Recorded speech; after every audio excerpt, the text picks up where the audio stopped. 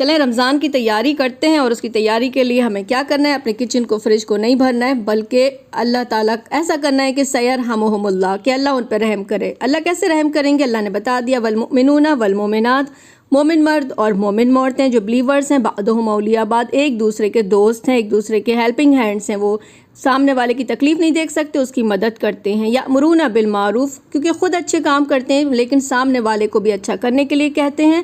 وینہون عن المنکر، اور خود بھی برائی سے بچتے ہیں اور سامنے والے کو بھی برائی سے روکتے ہیں۔